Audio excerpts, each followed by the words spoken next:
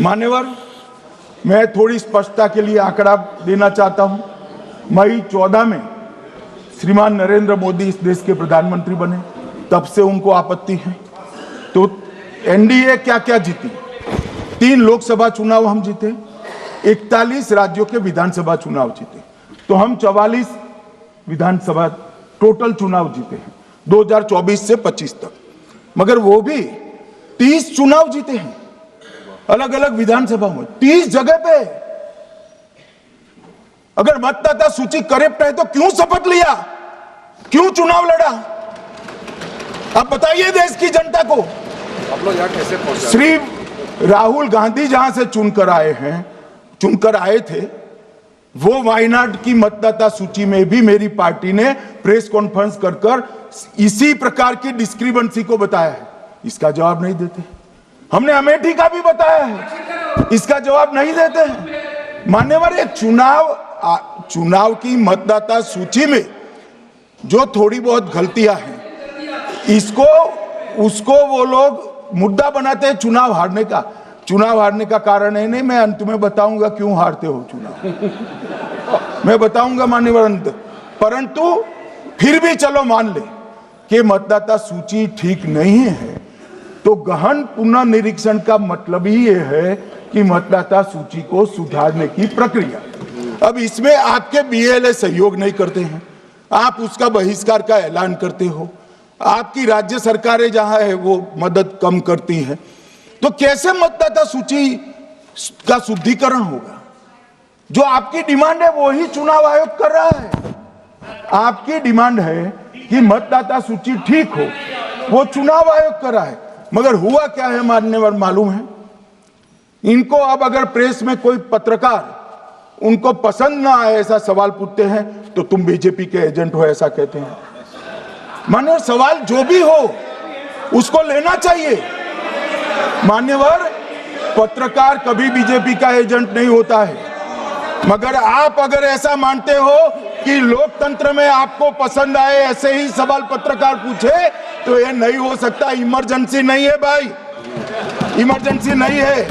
मान्यवर, एक प्रेस में कोई सवाल पूछता है तो कहते हैं बीजेपी के एजेंट हो। केस हारते हैं तो जज पर आरोप कर देते हैं, चुनाव हारते हैं तो ईवीएम पर आरोप करते हैं। ईवीएम की दलील अब गले नहीं उतरती तो वोट चोरी का मुद्दा लेकर आए। वोट चोरी का मुद्दा लेकर पूरा बिहार में यात्रा निकाली, फिर भी हार गए। अब हारने का कारण आपका नेतृत्व है, ये हारने का कारण ईवीएम और मतदाता सूची नहीं। और अगर ये मानते हैं मान्यवर, अगर ये मानते हैं कि इनको कोई पूछने वाला नहीं है, भगवान करे मैं गलत पड़ जाऊं, कांग्रेस के कार्यकर्ता इनका हिसाब मांगेंगे। एक दिन कांग्रेस के कार्यकर्ता इनका हिसाब मांगेंगे कि इतने चुनाव कैसे हार गए। मान्यवर, कोई जज आजादी के इतने साल में नहीं हुआ है मान्यवर कि कोई जज एक जजमेंट दे तो जज के खिलाफ इंपीचमेंट लेकर आते हैं। अपनी वोट बैंक को एड्रेस करने के लिए इंपीचमेंट लेकर आते हैं मान्यवर। और ये सारे ने तो साइन कर दिया, साथ ही साथ उद्धव जी ने भी साइन कर दिया। उद्धव जी, जजमेंट क्या है? एक पहाड़ी पर मान्यता है कि हाँ सबसे ऊपर दिया जलाया जाए। मान्यवर, एक वोट बैंक को संभालने के लिए एक हाईकोर्ट के जज के सामने इंपीचमेंट लेकर आए हैं। देश की जनता उनको मदद नहीं करे।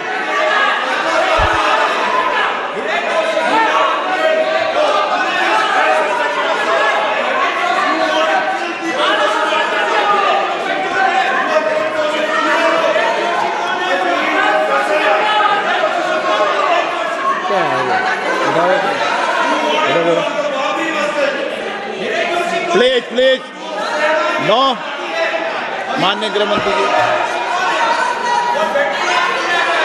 गौरव जी बैठ जाइए, नया मुद्दा शुरू हो रहा है।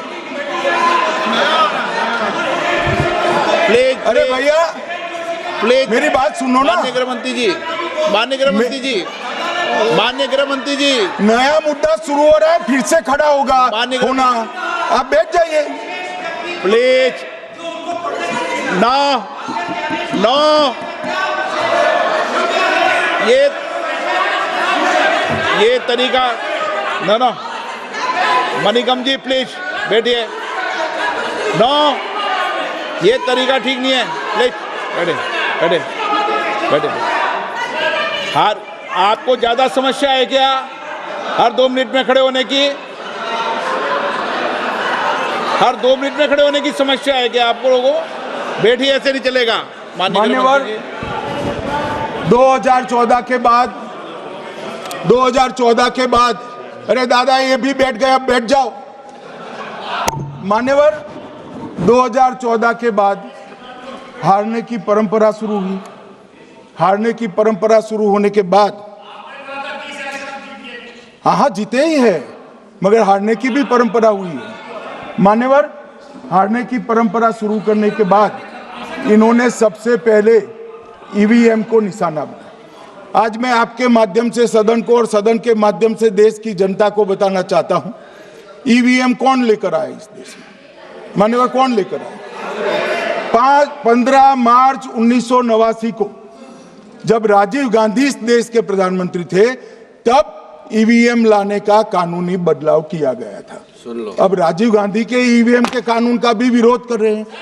मान्यवर, इसके बाद में अरे सुनो ना क्या प्रक्रिया हुई।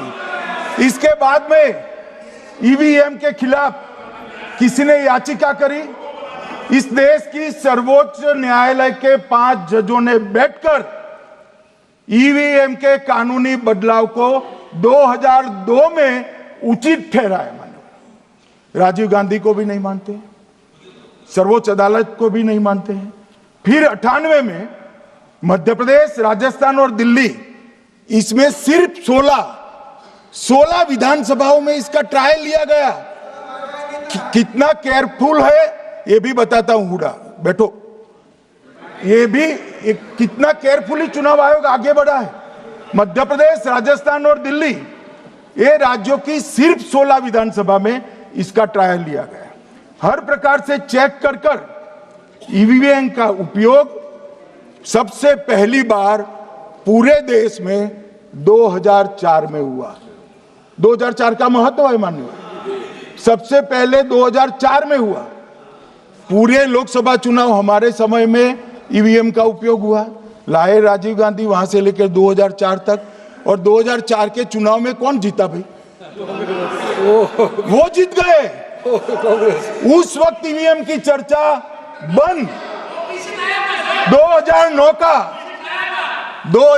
का चुनाव हुआ, पूरा ईवीएम से हुआ, ये जीत गए। चुप्पी साध ली। 2014 में सब हम जीते तो कौ कौ कौ कौ कौ कौ कौ कौ कौ कौ चालू कर दी। वो सरकार में थे। मान्यवर, ये क्या है? जब कानून आप लाए, मशीन आपने इंट्रोड्यूस किया, चुनाव आप पहला जीते मशीन से, दूसरा चुनाव जीते, मौत से 10 साल राज किया और हार गए तो फिर रोते हैं।